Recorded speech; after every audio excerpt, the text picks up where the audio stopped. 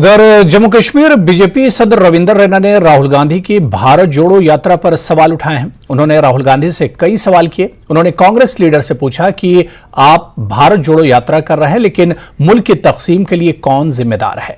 उन्होंने जम्मू कश्मीर में अलग कानून, अलग पार्लियामेंट, वजीर आजम और अलहदा झंडे की इजाजत देने पर मुल्क के पहले वजीर आजम नेहरू पर भी सवाल उठाए। उन्होंने जम्मू कश्मीर की पसमानदगी के लिए कांग्रेस को जिम्मेदार करार दिया और कांग्रेस और पार्टी लीडरों की गलतियों पर राहुल गांधी को आवाम से माफी मांगने का मुतालबा किया। 1947 में जब देश का विभाजन हुआ तो सत्ता के लालच में किस खानदान ने भारत के विभाजन की अनुमति दी थी।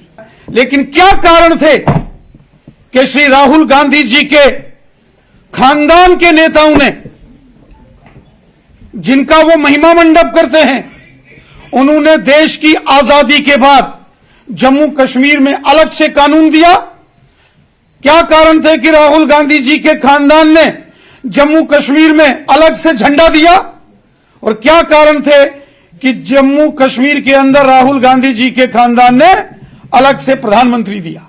राहुल गांधी जी के खानदान के नेताओं ने, पंडित जवाहरलाल नेहरू जी ने जम्मू कश्मीर में परमिट सिस्टम लगाया था। आज तो वो तिरंगा झंडा लहराने की बात करते हैं, परंतु श्री राहुल गांधी जी को जवाब देना पड़ेगा, क्या कारण था कि तिरंगे के अलावा उनके खानदान के नेताओं ने, जिन्होंने देश पर राज किया, उन्होंने जम्मू कश्मीर में 70 साल अलग से यहां झंडा दे के रखा। श्री राहुल गांधी जी जो यात्रा कर रहे हैं, उस यात्रा का नाम तो उन्होंने भारत जोड़ो यात्रा का नाम दिया है, लेकिन श्री राहुल गांधी जी को जवाब देना पड़ेगा कि 1947 में देश क्यों टूटा। श्रीमान राहुल गांधी जी को देश से माफी मांगनी पड़ेगी। जो कांग्रेस ने जम्मू कश्मीर के अंदर पिछले 70 वर्षों में